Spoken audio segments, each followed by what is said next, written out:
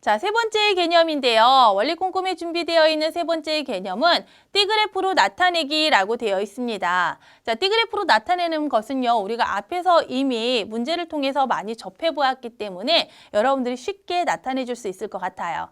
자, 우리 D그래프라고 하는 것 자체가 뭐였어요? D그래프라고 하는 것은요. 전체에 대한 부분의 비율을 D 모양의 그래프로 나타낸 것을 D그래프라고 했습니다. 그래서 우리가 자료가 조사되어 있다면 이 자료를 무엇으로 나타내는 것부터 백분율로 나타내는 것부터 계산을 해줘야 돼요. 왜? D그래프는 비율을 나타낸 그래프라고 했거든요. 비율을 나타내야 되기 때문에 비율을 계산해 줘야 되는 거예요. 백분율을. 알겠습니까? 자, 그러면 우리 D그래프로 나타내 볼 건데요. 좋아하는 운동별 학생 수에 대해서 조사를 했습니다. 원래는 이 백분율이 이렇게 주어져 있지는 않아요. 문제 해결할 때는.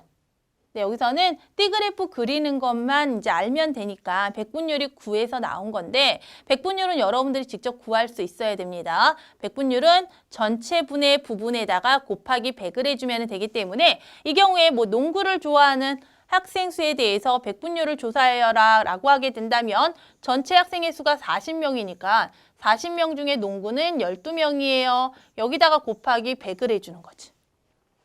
그치? 그러면 약분하고 4, 1은 4, 4, 3, 12이기 때문에 차지하는 전체의 비율을 보게 되면 30%를 차지합니다. 이렇게 계산을 해주는 거예요.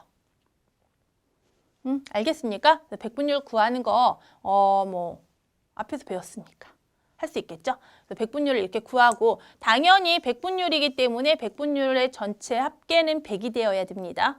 만약에 내가 백분율을 다 계산했는데 계산한 결과에 합이 100이 되지 않았다라고 하게 되면 내가 어디선가 분명히 계산을 실수한 거예요.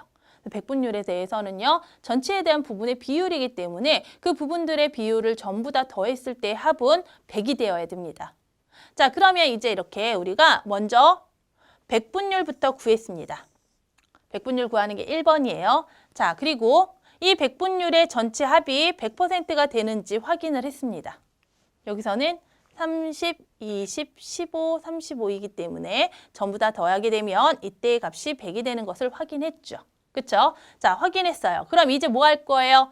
D그래프로 나타낼 거예요. 자, D를 나타낼 때 어떻게 해야 된다고 그랬지? D는 처음에는 이렇게 하나의 긴 모양으로 나와 있을 거예요. 그런데 D그래프라고 하는 것은 비율을 나타낸 그래프이기 때문에 우리가 가장 적은 것은 0%부터 시작을 하여 가장 큰 값은 100%로 마무리가 되겠죠.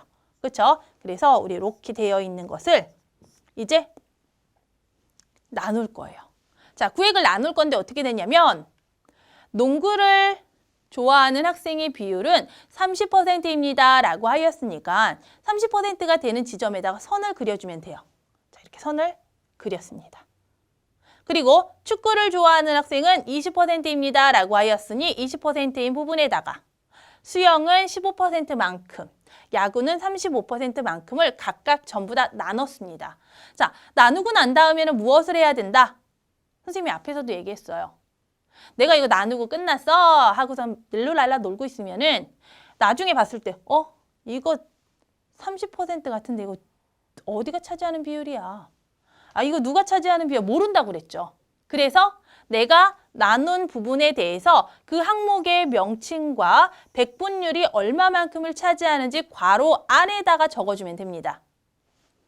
농구예요. 30%예요. 괄호 안에다가 30%라고 적어주고요.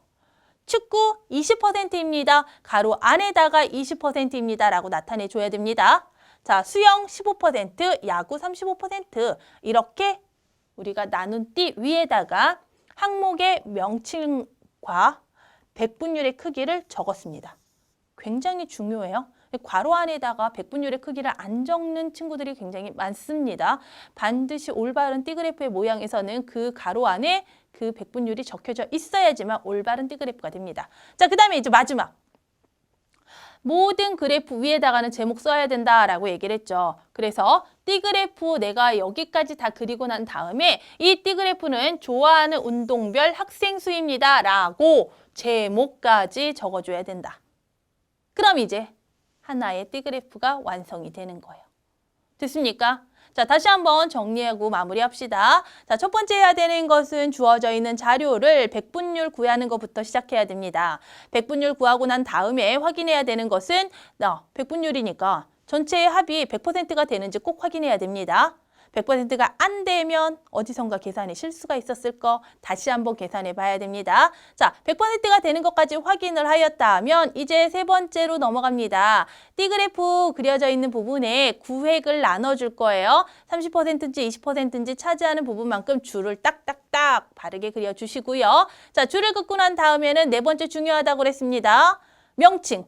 그 항목의 명칭, 뭐에 대해서 조사를 했는지 그 항목의 명칭 적어주시고요. 괄호 안에다가 반드시 차지하는 백분율의 비율을 적어줘야 됩니다.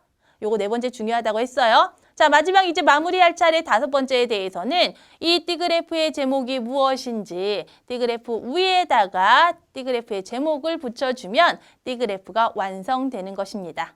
이 순서에 맞춰서 여러분이 직접 띠그래프 그려보면 좋겠네요.